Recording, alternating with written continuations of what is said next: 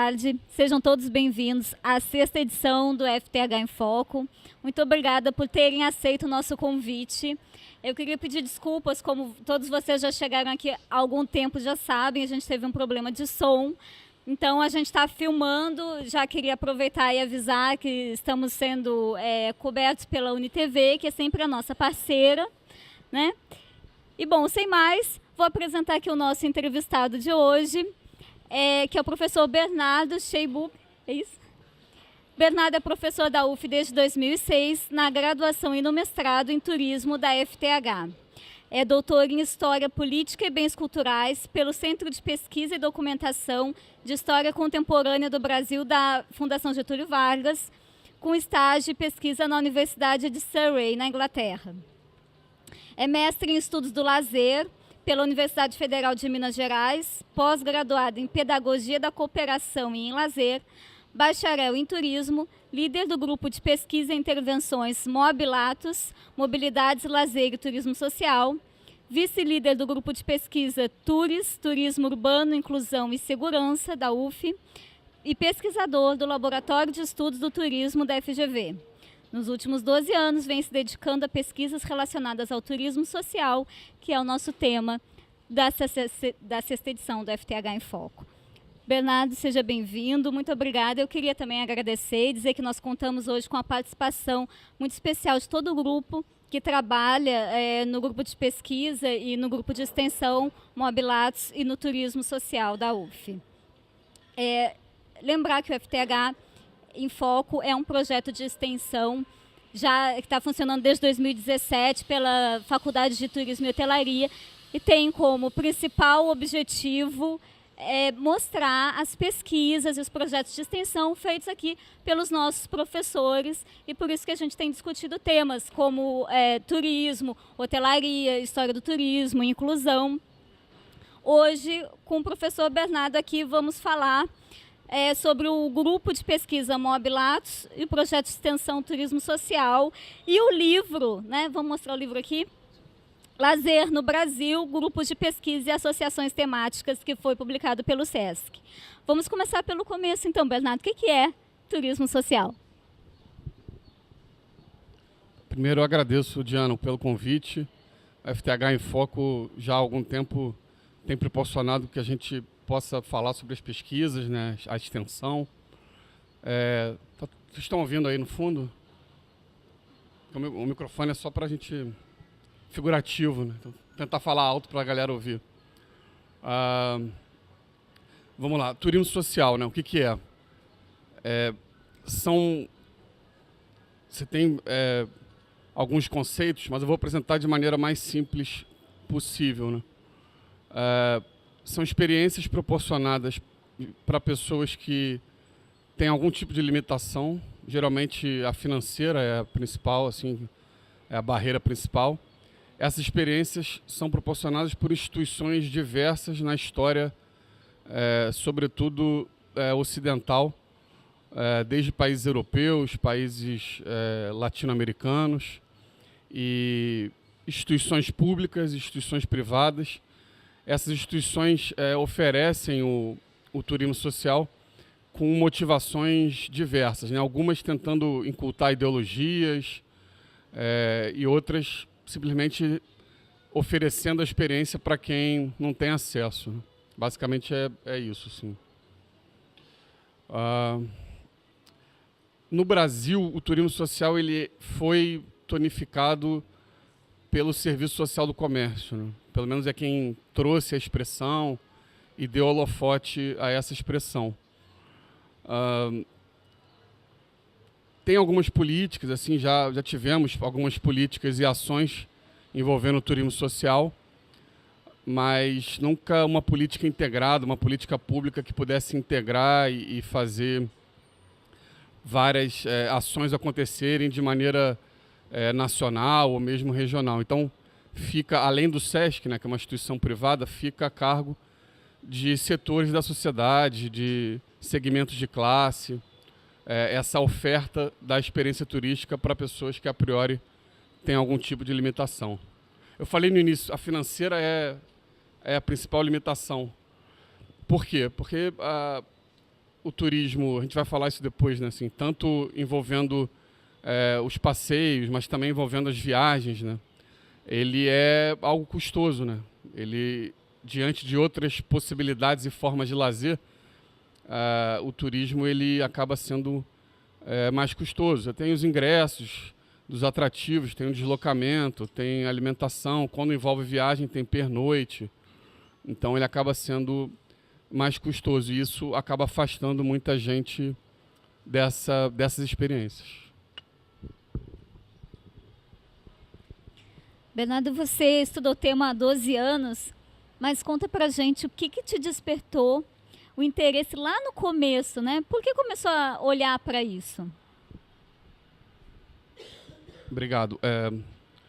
Antes de entrar no mestrado em estudos do lazer na UFMG, um professor que eu pretendia que me orientasse, a gente conversou, eu fazia uma disciplina como aluno ouvinte, e aí ele deu essa ideia. Ele sabia que eu era turismólogo, que já me aproximava dos estudos do lazer desde a época da graduação, e aí ele falou, por que você não faz um projeto de pesquisa falando sobre turismo social? Aí eu dei um clique assim, vou procurar saber então. Isso foi em 2006 ou 2007. Antes de apresentar o projeto de pesquisa, eu já comecei a pesquisa de campo, e aí reconheci uma ação do SESC do Rio, chamada Turismo Jovem Cidadão, que é uma ação que levava jovens de comunidades carentes, próximas às unidades do SESC, levava esses jovens para conhecer atrativos turísticos da própria cidade onde eles moram, Rio de Janeiro. E aí eu me apaixonei pelo tema. Assim, eu acho que também tem uma questão em relação à minha história de vida, que acho que também ajudou. Eu nunca tive nenhum tipo de limitação em relação às viagens nem ao turismo, né? Sempre, minha família, sobretudo a partir do final da adolescência, sempre viajou sem nenhum tipo de problema. E eu comecei a pensar como é que é essa experiência para as pessoas que não têm dinheiro, né? Ou como eu falei, outras limitações. A limitação espacial, né? Físico-espacial, né? Em relação, sobretudo, à mobilidade reduzida. A limitação simbólico-cultural, né? Quando essa experiência não está dentro do seu universo de possibilidades, né? Mesmo quando o sujeito pode ter algum dinheiro, mas ainda assim essa limitação cultural também ela acaba limitando. E aí depois, no doutorado, eu continuei a pesquisa de maneira mais longitudinal e comecei a investigar o SESC de São Paulo, que é talvez a principal instituição dentre as regionais do SESC, a história do turismo social nessa instituição, e fiz uma historiografia envolvendo análise de documentos, mas também história oral. E ali eu consegui ter uma visão mais abrangente.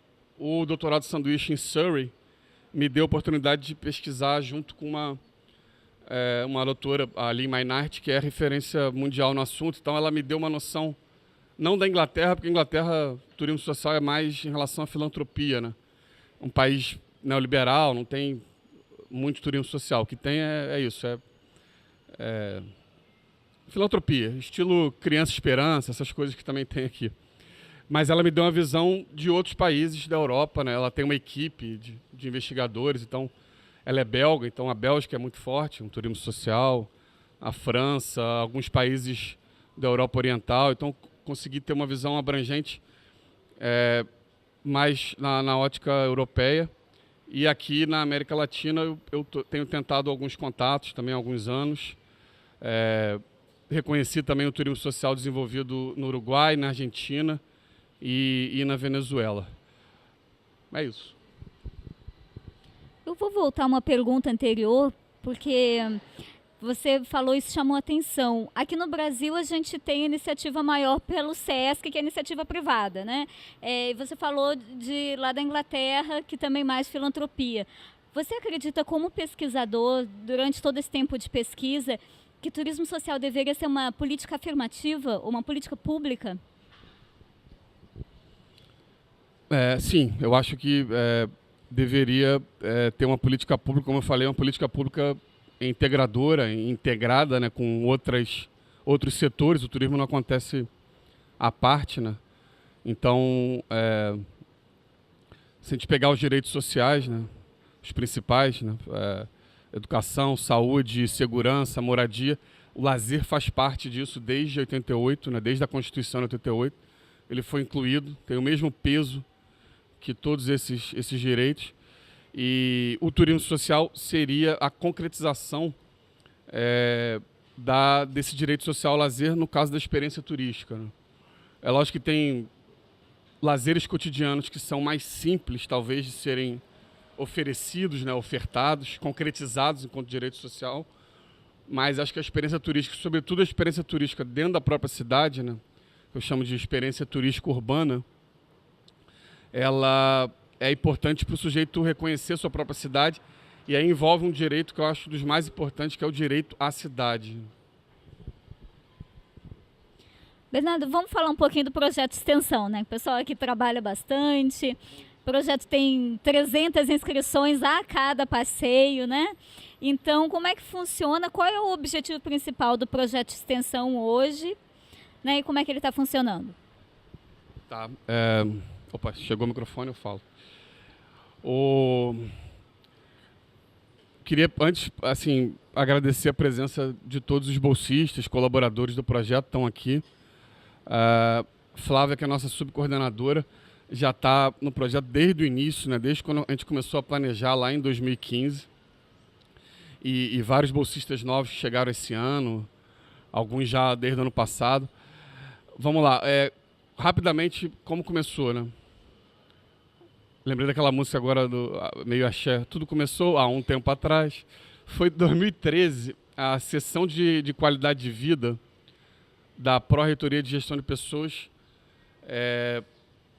me solicitou 2 bolsistas para ajudar nas atividades que envolvem saúde, qualidade de vida do servidor e essas coisas, e já apontando para um projeto que envolvesse a experiência turística.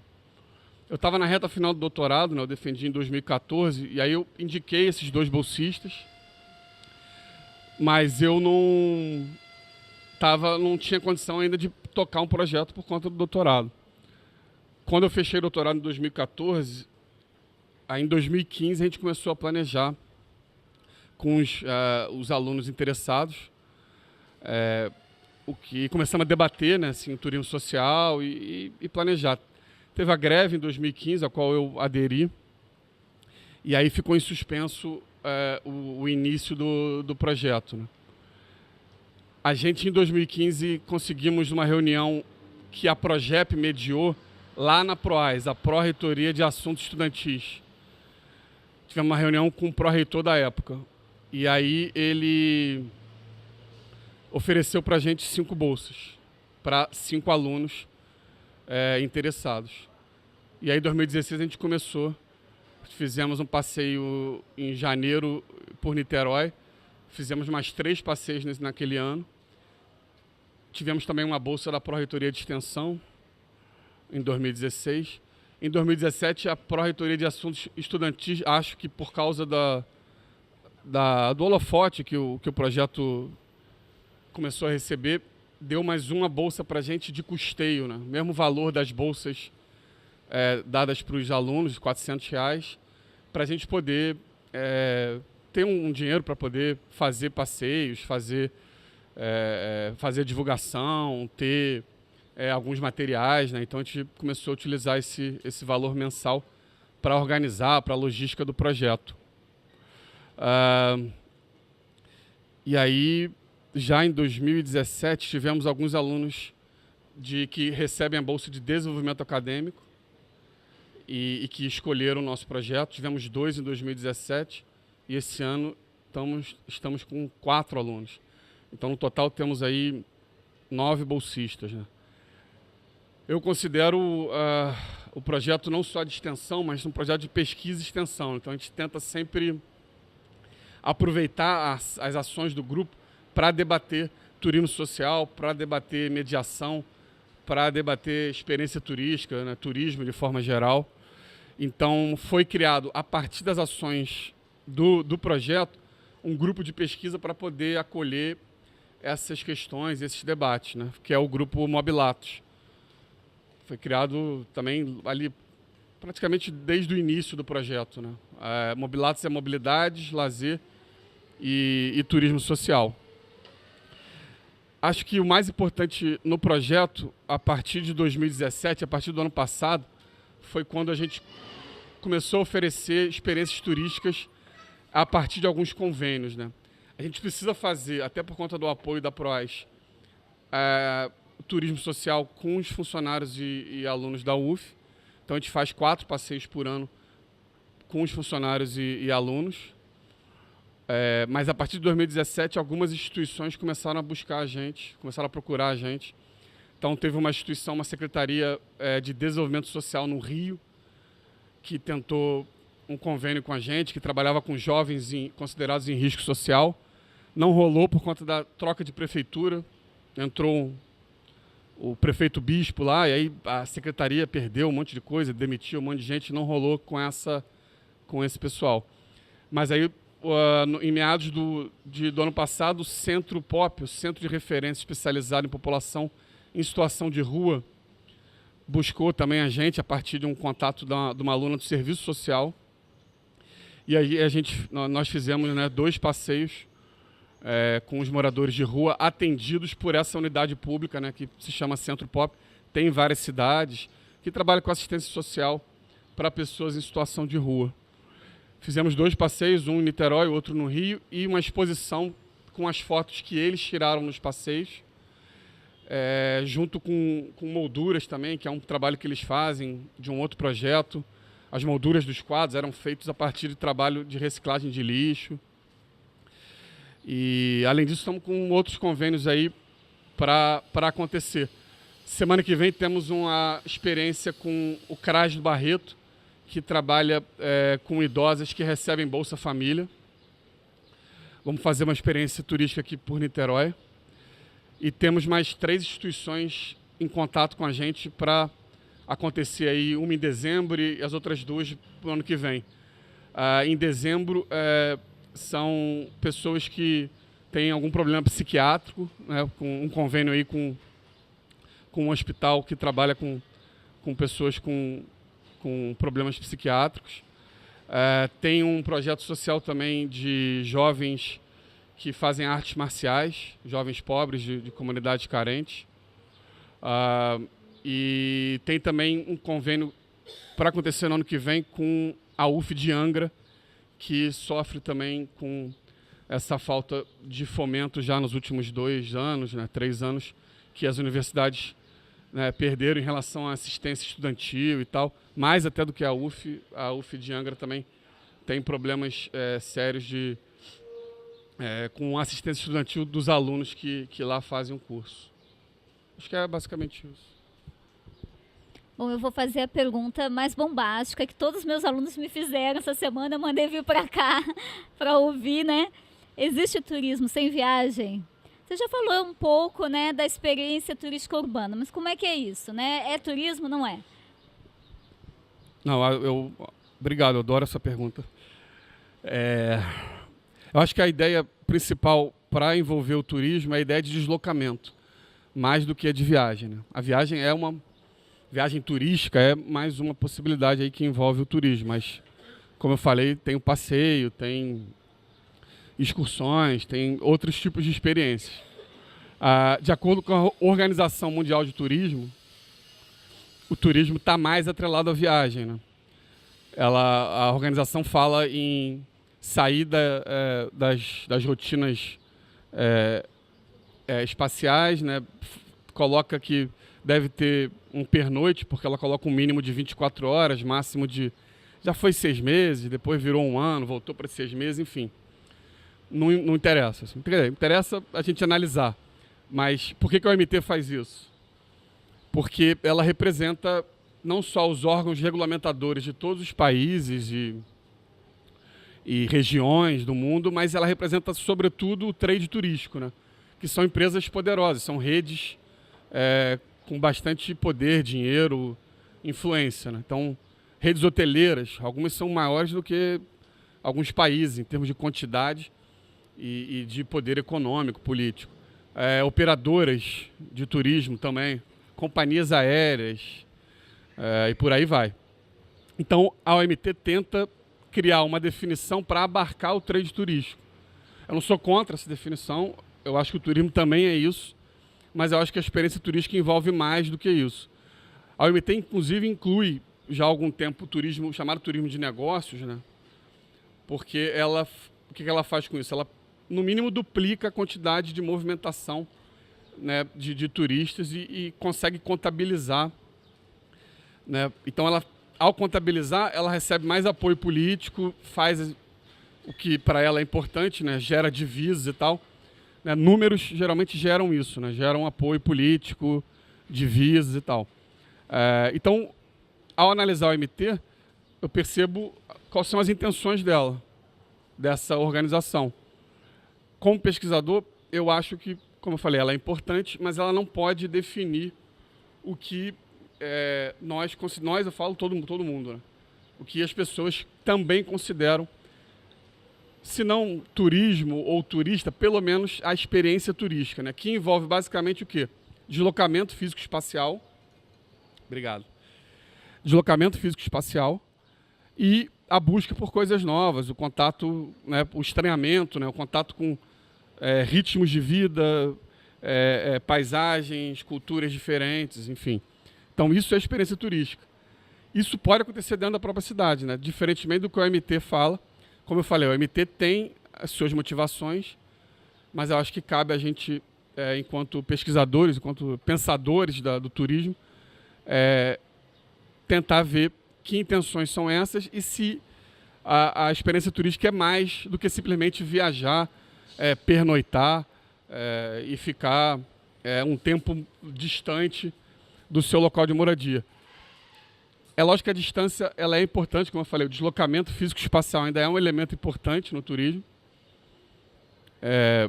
mas ela pode acontecer dentro da própria cidade. O sujeito que não conhece cantos da sua cidade, outras regiões, atrativos turísticos que muitas vezes os são impedidos de ingressar por conta da cobrança de ingresso, caro muitas vezes.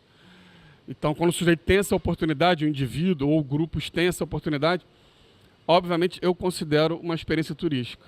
Eu não acho que é mais a experiência turística desse sujeito que se desloca dentro da própria cidade, ela é maior ou mais importante do que um turista de negócios, como é classificado pela OMT, que sai da sua cidade, vai toda semana para uma outra fazer negócio e tal.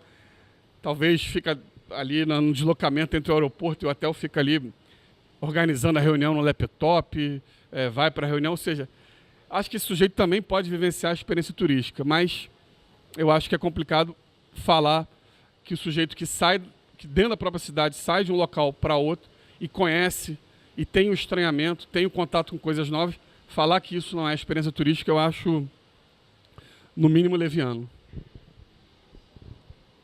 Interessante, Bernardo. Agora, você faz uma provocação, inclusive nos textos, né? Tem outro livro que eu já tive a oportunidade de ler o capítulo, mas ele está no prelo, ainda não foi lançado, por isso nós não trouxemos. Mas onde o Bernardo fala, como pesquisador, na grande lacuna que talvez tenha e tem no nosso curso, que é falar bastante de lazer, né? A gente fala quase nada de lazer no nosso curso de turismo, né? Então fala pra gente um pouco o que é lazer, né? E qual a importância da gente pensar isso. Então, o turismo historicamente ele insurge enquanto uma forma de lazer, né? Como eu falei, a OMT tenta incluir outros segmentos que não tem talvez tanto a ver com lazer, mas ainda assim os ingredientes de lazer vão estar presentes também no chamado turismo de negócio, turismo de eventos, então, para muita coisa e outras formas. O lazer, você tem também, de novo, assim como o turismo social, vários conceitos e definições, mas ele é algo moderno, né? Ele é um fenômeno moderno que tem a ver com o aumento do trabalho enquanto mola propulsora da vida, né? Então, desde da industrialização, da Revolução Industrial, que perpassou vários países, o trabalho passou a ser aquilo que determina a vida de várias pessoas. O lazer, ele tem ainda um papel muito importante. Ele é talvez uma ferramenta importante em todo esse mecanismo que o sistema capitalista desenvolve nessa relação entre produção e consumo e nessas três dimensões, que é trabalho, casa e lazer, né? Que faz as pessoas se movimentarem, trabalharem e que muitas vezes, sem tempo, o lazer acaba dando para as pessoas alguma possibilidade de elas pelo menos escolherem o que elas querem fazer. Ao mesmo tempo, sobre o lazer, sobre esse tempo, que foi conquistado, né? Não era um tempo... não foi um tempo dado assim de uma hora para outra, foi conquistado por lutas trabalhistas, né? Sobretudo ali final do século XIX, primeiras décadas do século XX, em quase todo o mundo ocidental. O lazer, ele, sobre esse tempo, várias injunções, conjunções, tentativas de controle foram feitas, né? Ao mesmo tempo, como eu falei aqui, para muita gente, o lazer é um dos poucos momentos onde o sujeito tem a chance de escolher fazer o que ele está a fim de fazer, né? Mais do que em outras dimensões. O trabalho, para muita gente, inclusive a sua raiz etimológica denota isso, né? É um instrumento de tortura, né? Não tem nenhum sentido pessoal para muita gente, significado social, então, por conta das demandas, sobretudo urbanas, mas do sistema capitalista, o trabalho simplesmente é um recurso para muita gente de sobrevivência e um recurso para se viver a vida, geralmente fora do trabalho, nos momentos de lazer. Eu sempre gostei de pesquisar o lazer, desde a época do TCC, lá na graduação, faz tempo, há algum tempo, porque eu acho que o lazer, ele traz questões mais relevantes e ao perceber o turismo enquanto forma de lazer, como o lazer há muito tempo ele se aproxima das ciências sociais e humanas, há mais tempo do que o turismo mais recentemente foi se aproximar da sociologia, da antropologia, da história. Então o lazer traz questões relevantes. Na minha opinião, um dos fenômenos mais importantes do século XX. E o turismo talvez, dentre as formas de lazer, aquela mais atraente, mais distintiva, aquela mais desejada pelas pessoas. Mesmo que não oportunizada, mesmo que o sujeito não tenha acesso, né, ele deseja isso desde de meados do século XX. Você tem a segunda revolução dos transportes, né, a partir do boom do petróleo, transformado em combustível, né, construção de rodovias, automóveis, os aviões de passageiro cada vez mais velozes, com mais capacidade. Isso diminui as distâncias, mas ainda não é algo para todos. Os meios de comunicação de massa, sobretudo que a gente pode chamar quase de um eletrodoméstico, a partir da década de 50 nos países mais desenvolvidos e a partir da década de 70 nos chamados países de terceiro mundo, a TV, né, ela trouxe esses anseios, né? A imagem, né, dos filmes, das novelas, das propagandas, né, que é quem paga a TV, ela está toda relacionada a essa ideia de sair do trabalho e ir em direção à felicidade, que está relacionada aos momentos de lazer, e o turismo é um dos principais. Assim, a ideia de viajar, de se deslocar para fora das suas rotinas habituais. O John Worry fala, né, passou a ser uma necessidade, entre aspas, obviamente, e dizer que eu necessito de férias, necessito viajar, preciso parar, preciso fazer algo. Então, mesmo que para, sobretudo, sujeitos pobres, né, indivíduos que não têm dinheiro, a experiência turística não seja acessível, mas o anseio, o desejo, ele se alargou muito a partir da segunda metade do século XX, e a internet, no final do século XX e no século XXI, amplificou isso mais ainda. Babei. Mas tá está virando, de uma certa forma, um fator de exclusão, né? Porque a gente fala até quando a gente fala que o turismo social ele nasce para incluir, né? E a gente talvez legitimar que quem faz turismo, como diz o John Urry, né? Ser moderno é ser turista, né? Ou fazer turismo, enfim. A gente legitima isso como uma forma de ser, de existir, de aparecer, de ser visto no mundo, né? Então, ele acaba sendo um pouco tautológico, não? Eu acho que desde das primeiras experiências, né? Você tem, já na segunda metade do século XIX, um autor chamado Eugen Weber, que ele falava assim, o que difere o turismo de outras viagens, né? Aí ele colocava o fato de ter uma organização ao redor. Isso acontece em várias outras práticas modernas, né? O que é uma organização ao redor? Gente organizando a viagem por você, terceiros deixando a viagem organizada. Gente pensando sobre essa experiência também é algo de outras atividades modernas também, regulamentando essa atividade, essa experiência. A gente pensando, tem a ver com nós aqui na academia, a gente que pensa, faz pesquisa e tal, sobre as atividades que insurgem e se desenvolvem na modernidade. Agora, uma coisa que ele falava também, você tem a busca que é diferente, né? Assim, a gente buscando descanso, diversão, prazer. E aí o mais importante que eu acho que nessa fala do Weber, que ele fala assim, o principal talvez seja o elemento que ele coloca como o prazer de dizer que viajou, que é o elemento da distinção, né? Tão colocado pelo um sociólogo famoso chamado Pierre Bourdieu, né? Ou seja, viajar passou a ser um elemento distintivo, viajar e não só viajar, o turismo de forma geral passou a ser um elemento distintivo, um elemento também que tem a ver com a distinção entre as classes sociais, quem tem acesso e quem não tem.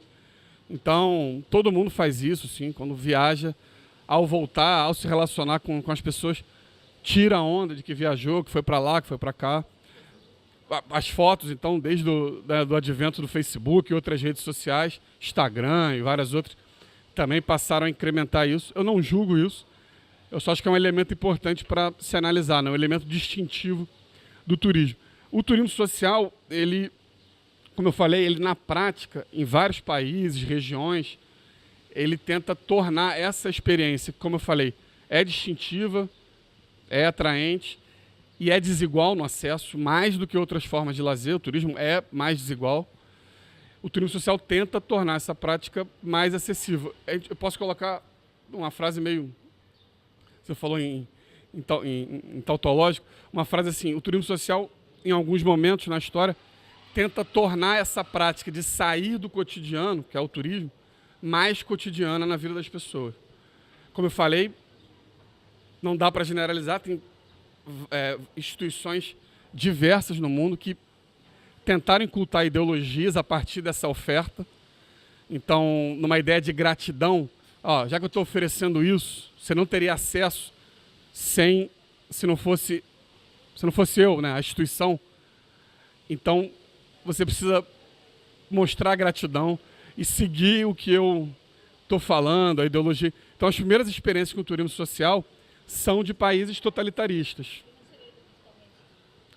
Extrema-direita, sobretudo, né? A Alemanha nazista, a Itália fascista, também a União Soviética também fez isso com o socialismo também, ou seja, de aproveitar um sistema de oferta de coisas para incultar ideologias para os trabalhadores, geralmente para os trabalhadores, né, para segmentos de classe. E nessa oferta, as pessoas a gente pode colocar em dois polos. Com o microfone talvez eu não consiga fazer, mas acho que dá. De um lado, tentativa de controle dessas instituições, então a gente precisa analisar isso. E de outro lado, pessoas que não tinham acesso a diversas experiências culturais passam a ter acesso. Então não é tornar isso maniqueísta, né? A tentativa de controle e o acesso que essas pessoas passaram a ter. É olhar as diversas matizes entre esses dois polos. Então, olhar as ideologias, as intencionalidades das instituições, mas olhar também a experiência dos sujeitos, dos grupos, né? Acho que a gente tenta fazer isso no projeto de extensão. desde o início, sim, a gente debate, a imagem institucional da UF e o que ela busca com o nosso projeto. Então, a gente debate isso internamente. A gente sabe que nós somos fruto disso, sim, da imagem da UF. Lógico que a UF, a PROAS, a PROGEP, ao oferecerem, ao ajudarem, né, colaborarem com as bolsas, elas ganham enquanto imagem institucional. Grosso modo, nós oferecemos experiências turísticas para os nossos funcionários e alunos. Olha como é que nós somos legais. Então, a gente debate isso no projeto, desde o início. E também olhamos para a experiência dos sujeitos, dos grupos, né? Pessoas que, a priori, não teriam acesso, passam a ter. E o que a gente mais gosta de fazer no projeto de extensão, por conta dessa dinâmica, são os convênios, né? Porque ali parece que a gente está mais próximo de uma ideia de turismo social, ou seja, a gente consegue oferecer o acesso, né, ou envolver pessoas que teriam muito menos acesso do que funcionários e alunos. Já estou falando do projeto, né? Obviamente que alunos pela PROAS considerados em risco social ou vulnerabilidade social, né, que recebem ou ingressaram por ações afirmativas, alunos cotistas, e depois que ingressaram receberam assistência estudantil por serem considerados em risco social pela PROAS, obviamente que esses alunos também têm menos acesso, só que ao adentrar na universidade, o horizonte, obviamente, muda, né? O horizonte se amplia. Em relação aos funcionários, os servidores, assim, não são todos que ganham relativamente bem, alguns ganham melhor, outros menos, mas ainda assim eles têm condição também de acessar algumas experiências turísticas. Dos funcionários, os que talvez que tenham menos acesso, ou que a experiência turística fica mais distante, são os terceirizados, né?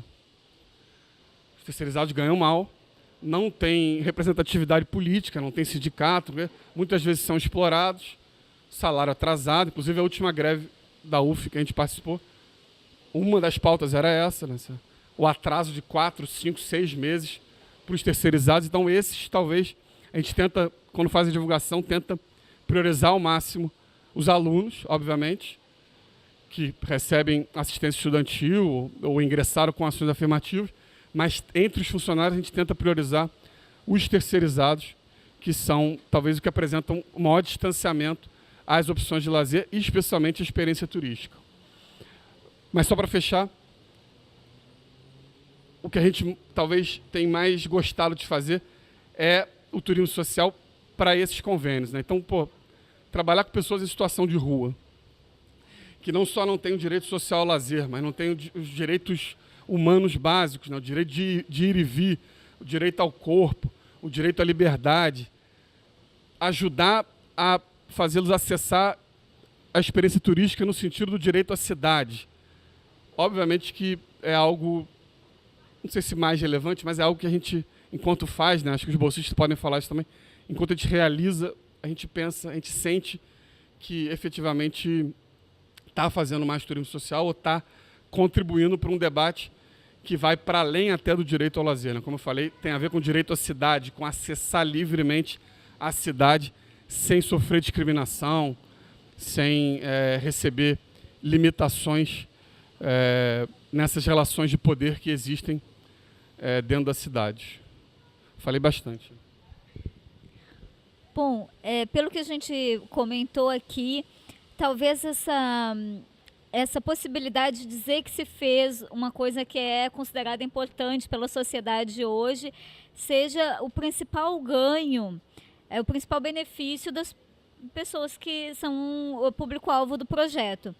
Mas você poderia elencar outros benefícios para o público-alvo do projeto? Sim, inclusive a gente está fizemos já a pesquisa, estamos agora desenvolvendo um artigo, eu e mais duas bolsistas, né, uma que está no projeto, outra ex-bolsista, uma aluna do serviço social, outra aluna da letras. A gente tem, só um parênteses, a gente tem essa interdisciplinaridade no projeto que eu acho também que é legal, assim, tanto no projeto quanto no grupo de pesquisa, né? Os dois caminham juntos. Mas então a gente está fazendo um artigo, finalizando agora, vai gerar também um capítulo de livro sobre turismo social, que vai ser lançado em Portugal, a partir de uma pesquisa que a gente fez, entrevistando usando a história oral temática, entrevistando várias pessoas que foram contempladas, digamos assim, que foram turistas, entre aspas, no nosso projeto, para saber se ocorreu contribuições, quais contribuições, se é que ocorreram, mas quais contribuições efetivamente ocorreram com as pessoas que vivenciaram o nosso projeto. A gente tem algumas coisas que são mais, digamos, tem um autor que fala em utilitarista, né? Assim, o lazer visto como algo utilitarista. Ele só é importante quando a gente percebe ele como meio para alguma coisa, meio para educação, ou meio para a saúde, ou, né, uma ferramenta para o desenvolvimento e tal. Então a gente tem exemplos mais utilitaristas, né? Então, gente que, sei lá, melhorou a depressão que estava sentindo. Duas turistas contaram isso. Gente que arrumou estágio, que conheceu um local, foi lá, mandou currículo, pediu, não sei o quê. Então tem essas coisas que são, obviamente, importantes. Mas tem também gente que simplesmente fala, porra, adorei, gostei, não conhecia, vou buscar voltar, vou tentar chamar os meus chegados, meus familiares, meus amigos para voltar, conseguir viver uma experiência que eu tinha dificuldade de, por conta própria, realizar, às vezes por conta do ingresso, como eu falei, às vezes por outras limitações do dia a dia, né, do cotidiano. Então, eu acho que esses depoimentos não são menos importantes do que os depoimentos utilitaristas, né? Ampliação das possibilidades de lazer, né? O nosso projeto acho que trabalha com isso, né? Assim, então, sobretudo, acho que não só para os funcionários e alunos, mas também para os convênios, a ideia é trabalhar com protagonismo social, né? Com que o sujeito tenha autonomia também para ampliar, ao ampliar as possibilidades de lazer, ampliar o seu horizonte de vida também. E os desafios? Quais são os principais desafios ainda hoje? Sempre tem um monte, toda hora. Eu gosto sempre de trazer um exemplo, que é o seguinte. Você falou em média 300 inscritos. Era isso, né? Porque eu preciso atualizar. O livro é lançado e aí o livro, né, fica publicado ali, não tem como atualizar o livro. Mas, tipo, esse ano a gente teve, em média, acho que 400, 500 inscritos.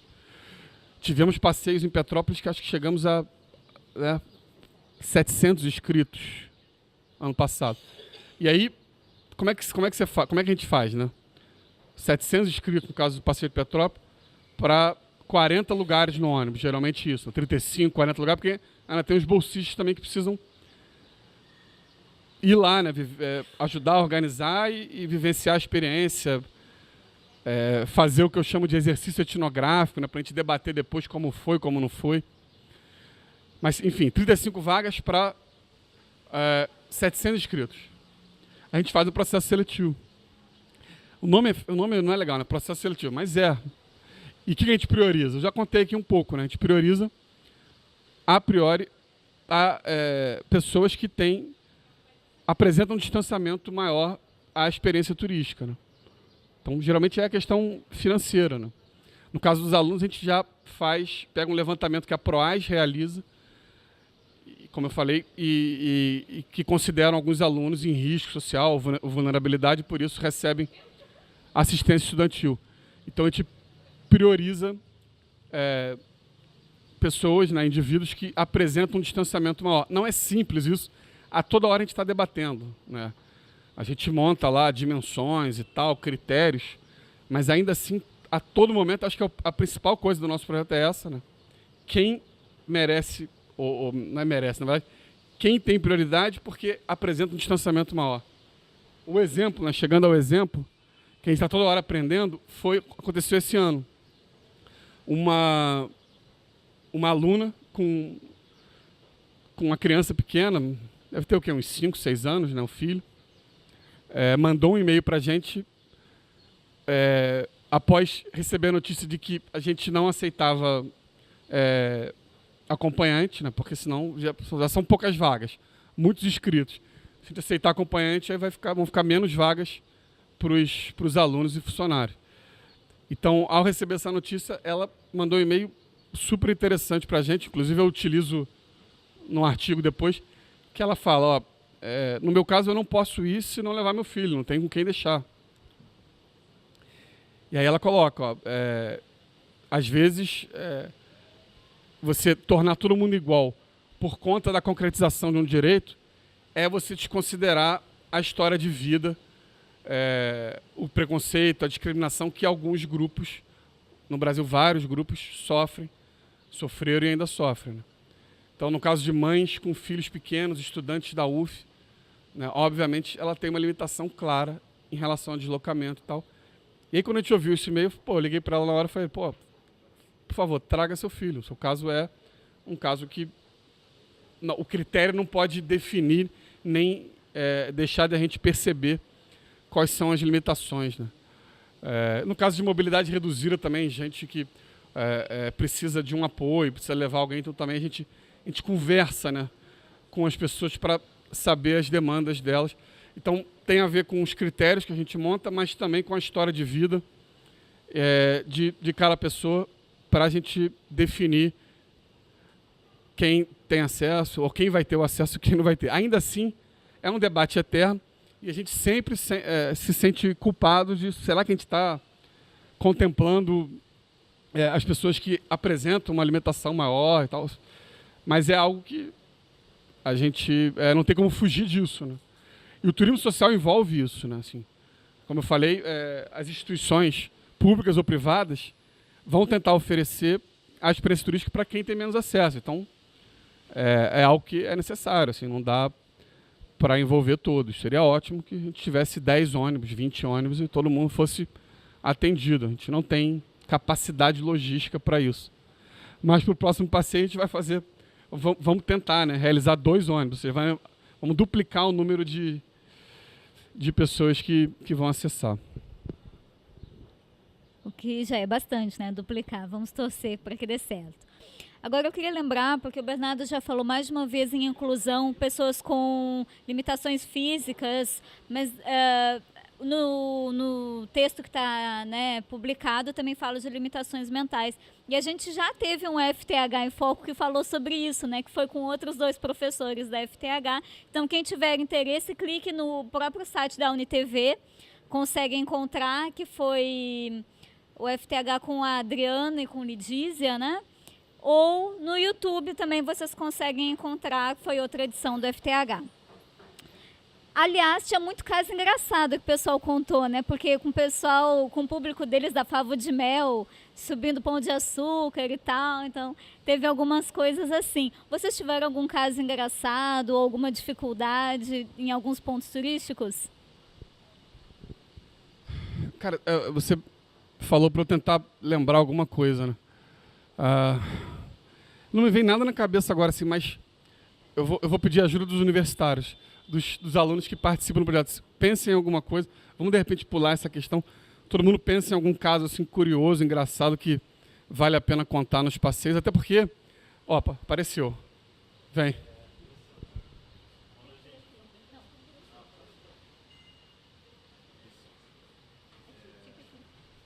Seu Patrick, aluno de serviço social, nosso bolsista, desde o primeiro semestre. Olá, meu Patrick, boa tarde. Achei que ia falar dali, se soubesse, tinha ficado sentado ali, desculpa. Com o Centropop, quando a gente foi fazer a visitação no Pão de Açúcar, tinha um mural, eu não lembro qual era a intenção do mural, sobre qual comemoração era, mas a intenção era que deixasse sua marca e tinha umas canetas registradas. Aí foi um momento de... Só que o quadro estava muito cheio, só tinha espaços muito lá em cima, e era, sei lá, uma parede muito grande.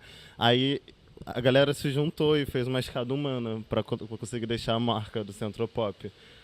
Acho que o Nicolas ajudou a levantar o pessoal também, então foi um momento bem diferente, assim, que a gente não costuma ver com as atividades. Boa. Deixa eu apresentar Nicolas também, aluno do curso de turismo, nosso bolsista, desde o início do ano.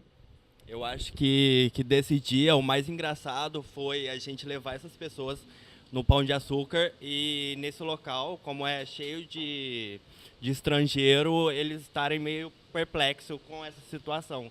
Aí, nessa questão deles subirem tirarem a camiseta lá em cima do Pão de Açúcar, tanto de pessoas em situações de rua e as pessoas não sabendo o que estava acontecendo por ser algo totalmente fora do comum. Sobre a experiência com as pessoas, os indivíduos em situação de rua, né? A Jordânia, minha orientanda de mestrado, desenvolveu a pesquisa de mestrado dela no nosso programa de pós-graduação em turismo, lá, aqui da UF, sobre essa experiência, né? Então ela tem, de novo, vai ser um outro capítulo de livro que vai ser lançado, mas ela já tem alguns artigos que ela foi lançando aos poucos, assim, apresentados em congresso. Aí ela tem uns olhares assim bem interessantes, né? Porque a gente acaba que ali no trabalho, né, às vezes não consegue parar para ver, observar algumas coisas. E ela, como pesquisadora, foi só para isso, né? Nas duas experiências turísticas com os moradores de rua e a exposição. Então ela tem casos assim que ela percebeu, nuances assim que são bastante complexas, né? Paradoxais, enfim. Então, só para contar rapidamente 2 casos. No MAC, tinha uma exposição sobre vinis, que não estava nada claro assim, se não podia tocar no vinil ou não. Tinha uma vitrola tocando música e alguns vinis antigos. Uma pessoa em situação de rua que estava com a gente tocou no vinil. Os monitores do MAC em nenhum momento chamaram a atenção, mas aí um outro visitante, o Jordana acha até que era professor de algum curso da UF, estava com um grupo também, chamou a atenção de forma assintosa, assim, até meio agressiva. E o morador de rua ficou chateado, né, com a situação. Assim. É algo que esses espaços que não só morador de rua, várias outras pessoas não têm acesso. E aí passam a ter esse acesso, não é algo simples, assim, é algo que bastante complexo. No Pão de Açúcar tivemos também várias coisas interessantes, assim. Interessantes no sentido de observar e pensar. Primeiro, algumas pessoas segurando a bolsa assim, mais firme, né, assim, com medo, né? São grupos de pessoas em situação de rua. Mesmo, também, eles passam até antes no Centro Pop, trocam de roupa e tal, tentam... O Centro Pop faz essa ação com eles, até algo para a gente questionar, enfim. Oferecem banho para eles antes de ir para a atividade, mas ainda assim são grupos geralmente de pessoas negras, maltratadas pela vida e obviamente que quando chegam nesses locais que não dão acesso, né, para essas pessoas, o ingresso no Pão de Açúcar é R$80, né, R$84. E aí quando as pessoas chegam, há esse choque, né? A esses pontos de contato, né? Alguns legais, outros mais complexos, enfim. Ainda assim, algo que eu contei para você, né? O bondinho ali que leva para o Pão de Açúcar, né? Para a Urca, para o Pão de Açúcar, é tão impressionante a vista, né? Que mesmo os gringo brasileiro, que vem turista nacional, e eles que estavam ali tinham reações muito parecidas, né? Que é a reação que a experiência turística leva a pessoa, aquela coisa de ficar, aquele estranhamento, né? De falar, caramba, que coisa diferente, que visual e tal. Ou seja, ainda assim, há coisas boas, né? O contato, né? Muitos reforçando sua sociabilidade, algo que se perde, né? Para muitos quando acabam escolhendo a rua ou ficando na rua por diversos motivos. Então, o contato, a sociabilidade com outras pessoas também é algo que a gente viu e é importante. A gente sempre conversa com o convidado, o entrevistado, antes de vir aqui convidar vocês, né? E então é a segunda vez que o Bernardo me conta essa história, é a segunda vez que eu me emociono. Parabéns de novo pelo trabalho, porque tornar pessoas diferentes, com percepções e experiências que nos igualam, eu acho que nos torna mais humanos, né? Então é talvez um belo caminho, né, para a nossa humanização. Agora, eu tenho também, não tem só aluno aqui, né? Porque eu convidei alguém de fora, eu convidei mais gente. O objetivo é que seja sempre um projeto de extensão, que venha gente de fora. Então, eu quero fazer umas perguntas mais técnicas que talvez interessem a quem quer começar a trabalhar com turismo, né? Quais são os serviços que esses passeios incluem? O que tem que ter, né? Vamos lá, de forma bem franca e direta. A gente recebe essa bolsa de custeio de R$ 400 por mês. A gente tenta fazer os passeios com os funcionários e alunos, né, os 4 por ano, com o menos custo possível, né? Então a gente tenta arrumar atrativos turísticos que são gratuitos ou que dão essa oportunidade para a gente, de, pelo menos para o nosso grupo, que o atrativo seja gratuito. Mas ainda assim tem um custo, o kit lanche, né, que a gente oferece para os passageiros no início do passeio, no final. Tem o custo da diária do motorista, né? A gente usa o ônibus da UF. E o que a gente faz não chega nem a ser uma cobrança, mas não deixa de ser, cobrar o valor do almoço, né? E como uma forma também de assim, assegurar que o sujeito vá também, né? Porque tem tanta gente que quer e a gente chega a um número que é um número limitado ao assento do ônibus. Então, a gente faz uma espécie de cobrança para a pessoa poder segurar o seu lugar. Mas esse dinheiro pode ser devolvido se ela não quiser almoçar no restaurante que a gente escolheu, se ela quiser levar um lanche, o que quiser. Então, não é gratuito 100%, mas é quase gratuito. O que a gente tenta economizar ao máximo para esses passeios é para sobrar dinheiro, como eu falei, para o que a gente mais gosta de fazer, que é efetivamente turismo social, que é o trabalho com o Centro Pop, o trabalho com o CRAS do Barreto, o trabalho que a gente vai fazer com as pessoas com problemas psiquiátricos, o pessoal de Angra, os jovens lá do projeto social. Então, isso é o que a gente mais gosta. Esses passeios têm que ser gratuitos, né? Porque são efetivamente pessoas que não têm condição não só financeira, né? Tem limitações, apresentam outras limitações, né? Então, a gente tenta fazer isso, assim, seguro viagem é um custo que a gente tem, boa, não tinha lembrado aqui. Mais o que, assim, em termos de custo? A gente tem os custos que a gente tem internos, de divulgação, né? O banner, nossas camisas, né? A gente faz uma pulseirinha também, bem singela também. A gente acho que não é legal ficar uniformizando todo mundo, então umas pulseirinhas só para a gente ter o controle ali, mas ainda assim a gente faz um termo de compromisso para a pessoa se responsabilizar. Tirando os convênios, que aí é uma coisa, né, que a gente precisa de uma assistência maior, né? Tem uma outra condição. Mas funcionários e alunos, quando a gente faz os passeios, termo de compromisso, o cara se responsabilizar também, não ficar dependente de um guia que vai ser o ababá de todo mundo, não é essa a ideia. Que outros custos? Esqueci de alguma coisa? Não, né? Acho que basicamente esses são os custos. Mas esses são os serviços que a gente oferece. O kit lanche eu acho que é importante porque, mesmo que o sujeito tenha tomado café da manhã, a gente costuma sair cedo, né? 7h30, 8 horas daqui da UF. Quando vai para outra cidade, então, né, é um dia inteiro, é algo que é cansativo, então o kit lanche ajuda a segurar um pouco a onda da fome, né? Até chegar ao almoço, tanto na ida quanto na volta. Mas são basicamente esses os serviços. Deixa eu falar, uma coisa importante que eu lembrei.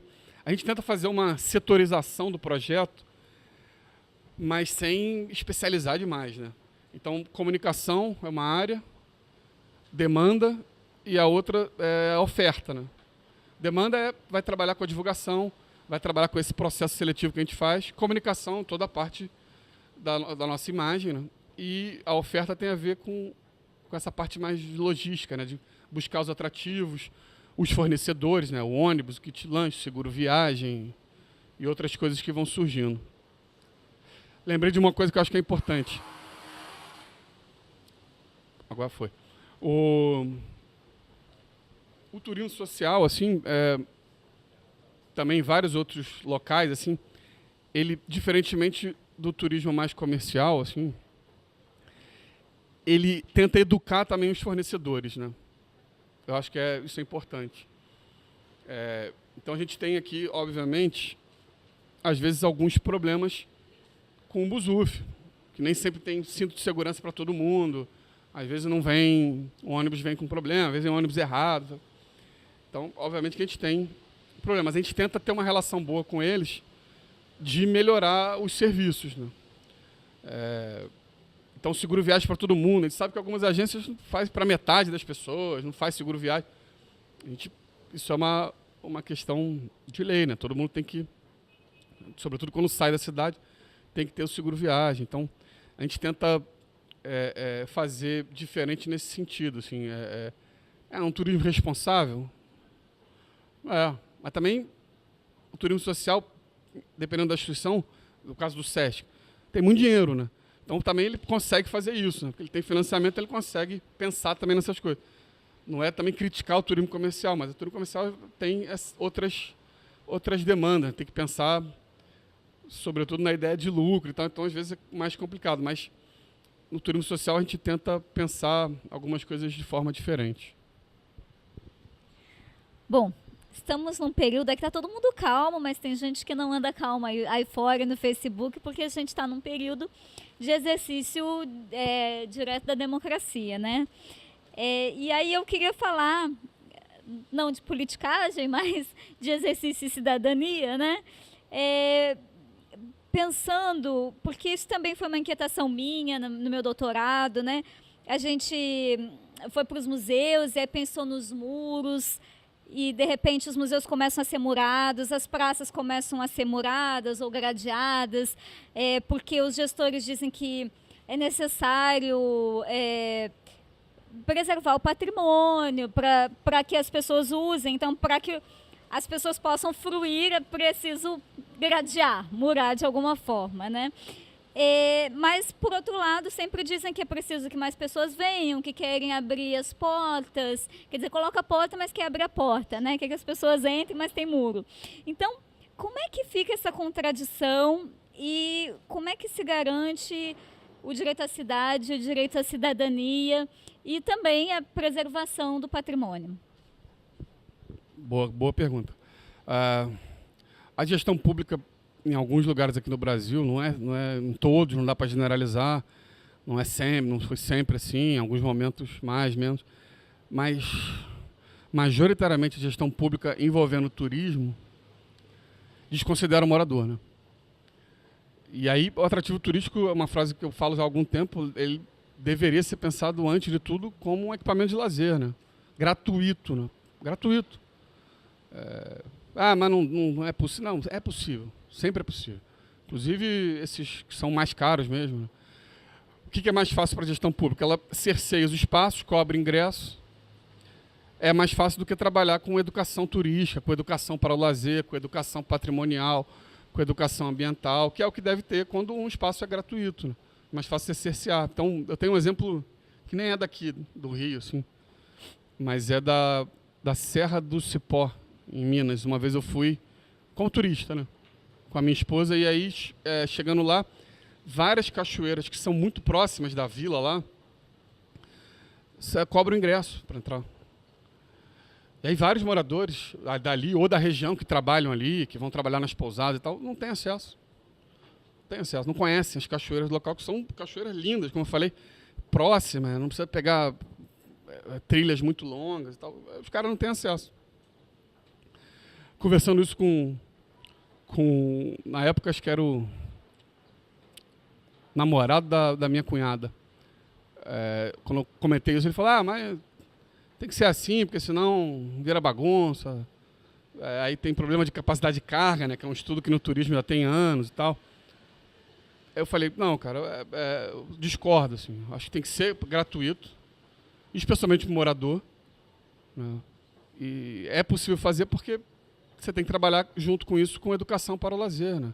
Com consciência, com responsabilidade, as pessoas com uma consciência sustentável sobre o local, respeito à experiência dos outros e ao espaço, né, visitado. É mais difícil? Obviamente. Mas é o caminho, para mim é o único caminho. Então, acho um absurdo alguém que mora numa cidade há tanto tempo, isso acontece, tem vários exemplos, que não conhece locais tão legais, pô.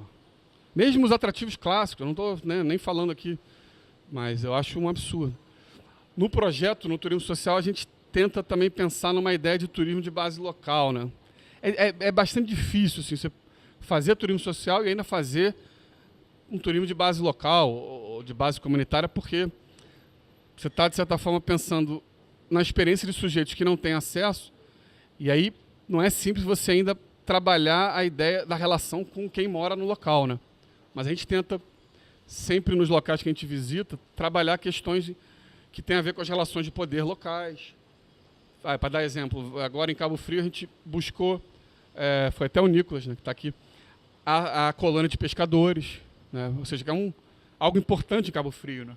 Para ouvir, saber. Aí veio uma pesquisadora da Federal do Rio Grande do Sul, inclusive, da sua terra, ajudando também, complementando com coisas que ela pesquisou ali, né, nessas relações de poder. A gente chegou a não sei se uma conclusão, mas a ideia de que o turismo, muitas vezes, como é muito poderoso, tem muitos setores poderosos e tal, chega desconsiderando os poderes locais, né? A comunidade local, as coisas que acontecem. Em Maricá, a gente visitou uma aldeia indígena, né, que estava sofrendo ali com o poder local, né, com a prefeitura, com os policiais, a ideia de desapropriação ou não, se ia rolar e tal. Então visitamos, ouvimos. Então a gente tenta ao máximo, assim. Agora também a gente não se sente culpado também em só levar os atrativos turísticos clássicos, porque também é algo importante, assim, né? O sujeito não tem acesso, também ele quer conhecer os atrativos clássicos, né? Você vai conhecer o Rio, quer conhecer Pão de Açúcar, Maracanã. No Rio a gente faz muita região do Cais, né? Que também ficou famosa, né? Ficou famosa. Uma região com herança africana que é importantíssima. Mas recebeu um holofote, ainda está aberto, ainda não fecharam, mas recebeu o holofote por causa dos eventos.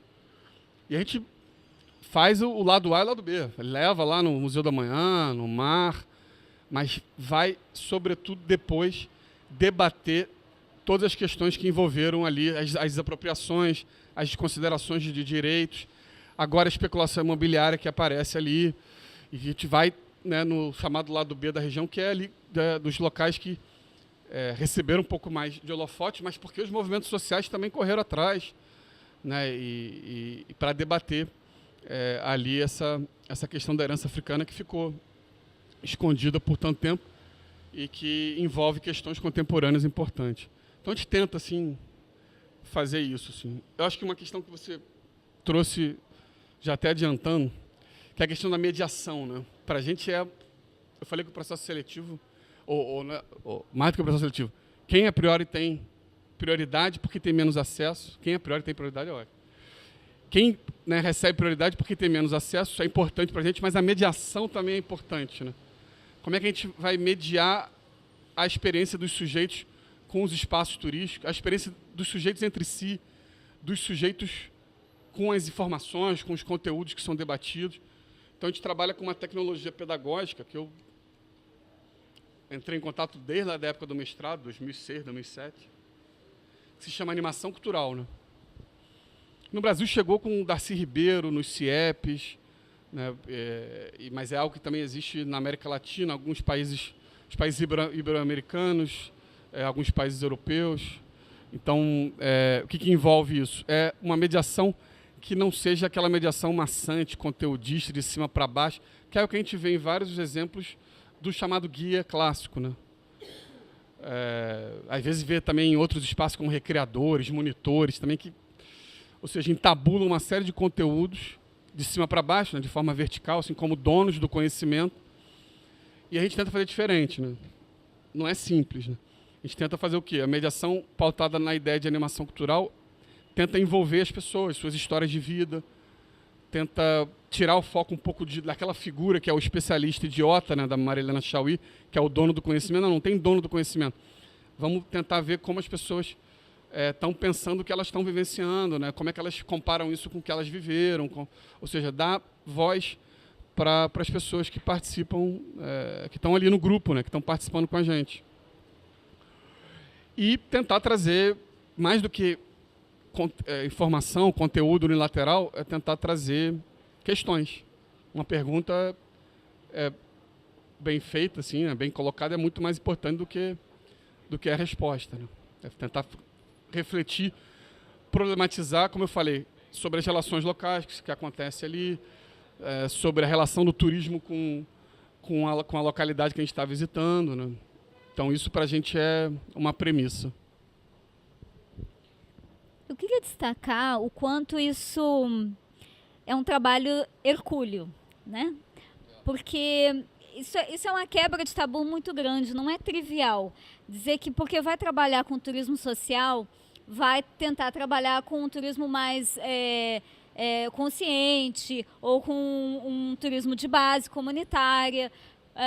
Eu acho que o Marc Boyer, que tem um livro sobre história do turismo de massa, ele chama a atenção, e é da linha francesa, ou seja, da linha mais crítica, ele não está chamando a atenção à toa, né?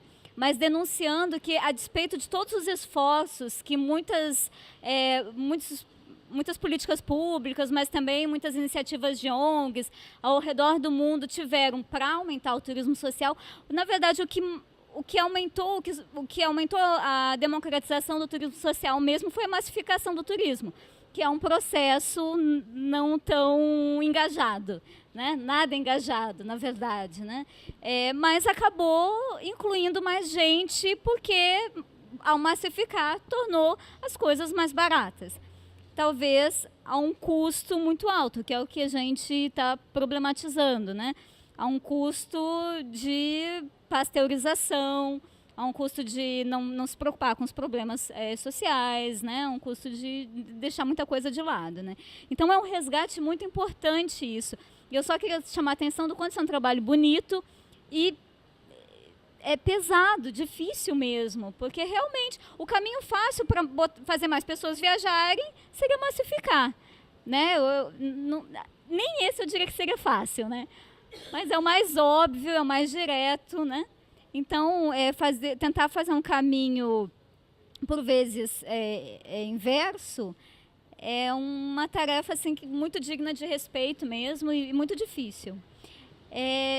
Bom, seguindo aqui, eu queria reforçar, de novo, né, saber mais a tua opinião sobre se deve haver relação entre educação e fruição turística, porque tem gente que diz, não, nos museus essa discussão está acontecendo, acho que antes do turismo até, né? Tem que ter guiamento ou não tem? Tem que ter monitoramento ou não tem? Eu tenho que dizer o que é alguma coisa que às vezes é muito distante da realidade da pessoa, como, por exemplo, uma instalação pós-moderna, né?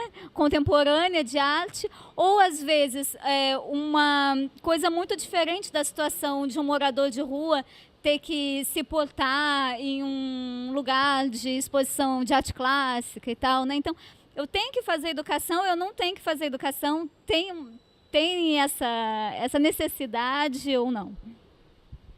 Ótima questão, Diana. Isso também não é simples, assim, porque a gente vê várias instituições, inclusive o SESC, em várias regionais, que ao proporem relacionar diretamente turismo e educação, fazem um discurso civilizatório, né?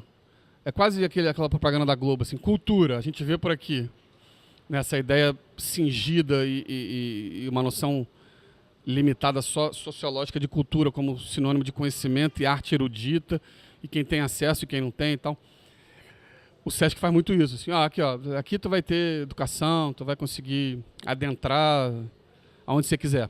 Que eu acho um discurso complicado, civilizatório, acho, às vezes, até, enfim, maniqueísta, acho complicado. A gente, obviamente, trabalha com a ideia de educação, mas uma educação não formal, né? Uma educação que não fira os princípios do lazer, que é o quê? A busca de prazer, né? Acho que isso é o principal, né? Então, eu, como pesquisador de lazer, e acho que todo mundo que está envolvido no projeto também, acho que acredita nisso, de muitas vezes deixar as pessoas livres, sentindo a experiência, vendo, né, buscando o que elas estão querendo. Assim, isso não é simples, né? Porque é uma experiência em grupo. Mas a gente tem exemplos, né? Assim, eu lembro que na região do Cais, o penúltimo atrativo, o último passeio, foi ali a Pedra do Sal. E, a gente estava andando já há um tempo, né? E aí algumas pessoas quiseram tomar cerveja ali num bar que tem ali na Pedra do Sal. A gente falou, pô, beleza, tranquilo. Daqui a pouco a gente vai lá fechar a experiência ali no Cobra, né, nas pinturas lá. Mas vocês fiquem aí, depois a gente se encontra em tal ponto.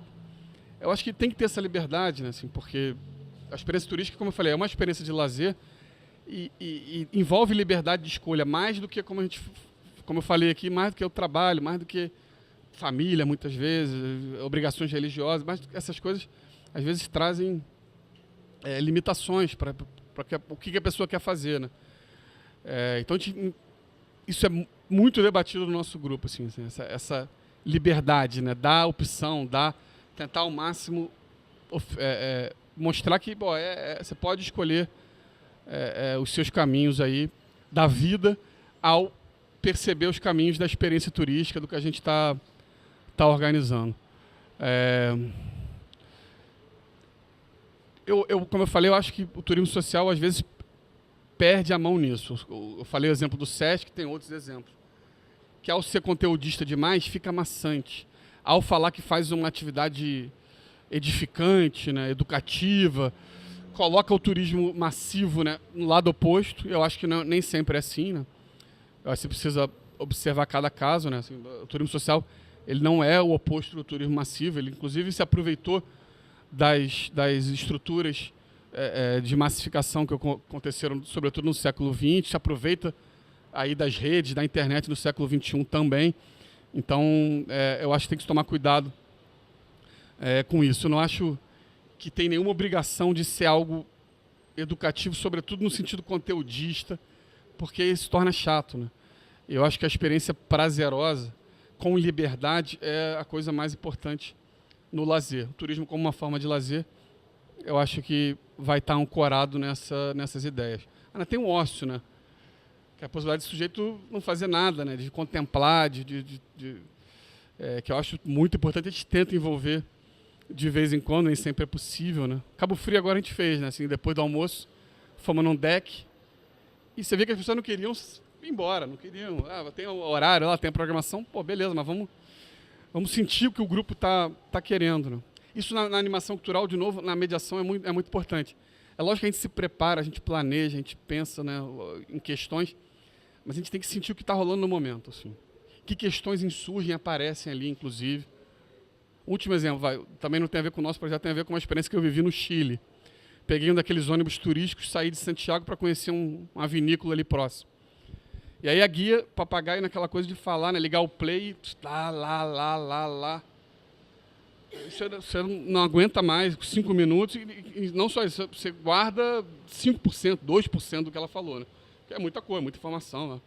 Mas aí tem um momento da estrada ali que tinha um lixão do lado direito, todo mundo olhou assim pro lixão, um lixão enorme.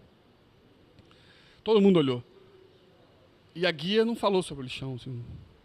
Aí o pessoal ficou assim, ainda olhou para ela, continuou falando o discurso pronto dela. Eu acho super complicado, né? Porque muitas vezes o guia vai tentar trazer a Disneylândia do local, né? Vai falar só das coisas bonitinhas, né? Achando que as pessoas querem só isso. Não necessariamente, assim. A gente não sabe o que as pessoas querem. De novo, sem ferir a busca de prazer, né? Eu acho que todo mundo quer saber um pouco das relações de poder, das relações políticas, né? Daquilo que é importante no local, assim, e reconhecer e comparar aquilo com o que ela vive, né? Então, eu acho que é uma experiência que a gente tenta buscar. A gente já está chegando ao fim. Eu queria saber quero abrir para perguntas. Alguém quer fazer alguma pergunta? Vocês podem pensar. Eu vou perguntar de novo. Eu vou fazer a última. E aí se alguém quiser, pode fazer, tá? Para aqueles alunos que querem participar do projeto, como é que eles devem proceder, Bernardo? 2 formas de participação, né? Inclusive, o aluno quer ajudar o projeto, quer participar dos debates, quer se envolver, inclusive também na parte operacional, que não é simples, né? Algo que dá bastante trabalho para todo mundo, eu sei disso, né? Então é só chegar. Quinta-feira, de 11 às 13, sempre na sala de reuniões lá do 3º andar. Os alunos que querem se envolver com o projeto, é só chegar na reunião e uma hora vai ser envolvido. Se um dia rolar a bolsa, alguém se formar ou largou o projeto por outra questão, a bolsa vai para esse aluno que está ali de forma voluntária participando. Isso acontece várias vezes. Agora, a outra forma de participação são os passeios, né? A pessoa participar enquanto turista, né? Enquanto visitante, enquanto passageiro. E aí não tem outro jeito. É se inscrever. A gente tenta fazer ao máximo... Oi? Acender uma vela, rezar. Não, brincadeiras à parte, se inscrever e aguardar. Assim. A gente recebe, obviamente, reclamações de gente que se inscreve, e não é chamado. Como eu falei, o que a gente faz é turismo social. E a gente vai priorizar gente mais pobre, que é a limitação principal. É onde o bicho pega, né? É a falta de dinheiro. Então a gente vai tentar priorizar isso, sempre. Então, servidor de novo, que não tem tanta limitação assim, geralmente vai ter que continuar tentando. Mas a gente faz algo para agradar também os servidores, a gente faz uma cota, quase que uma cota inversa, para servidores que se inscrevem, tá? Até para essa relação política com a reitoria, que é a nossa fonte pagadora, né? Também não ficar ruim. Então a gente pensa também nisso, discute isso no grupo, mas essas são as formas de participar, se envolvendo e, como turista, tem que se inscrever e aguardar. Então, alguém pensou em alguma pergunta? Não? Tá todo mundo... Ficou mais pessoal que é do projeto mesmo, né? Então, é sempre importante fazer os agradecimentos finais, agradecendo a Reserva Cultural, que segue sendo nosso parceiro, Drop Burger, que é o novo parceiro, a gente está fazendo aqui no novo espaço. Agradecer todo mundo que veio, muita gente da equipe do FTH e a equipe do Diálogos também, que ajuda a fazer esse evento, que não é fácil. Então, a gente tem muito aluno aqui ajudando desde o início. O pessoal da FTH, principalmente a Adriana, a Márcia, a Josi, que ajudam muito também. Então, a Dara, né? Tem que agradecer a parceria da UniTV, que está sempre com a gente, o grupo do Bernardo, e o Bernardo por ter aceito o nosso convite, por todo o pessoal que veio aqui. Muito obrigada, sejam sempre bem-vindos nos próximos FTH. Eu que agradeço, Diana, valeu pelo convite. Os bolsistas também agradecem aí por essa oportunidade de a gente falar mais do projeto, né? Falar mais das coisas. A gente está num período complicado, né? O segundo turno está aí das eleições. E há um projeto fascista sendo encaminhado, e nós do projeto também a gente não deixa de debater e discutir essas coisas também. Não tem como ficar alienado sobre o que pode estar por acontecer, né? Mas ainda assim agradeço, é sempre bom falar de acessibilidade, falar de democracia e na relação disso com o lazer, com o turismo. Obrigado.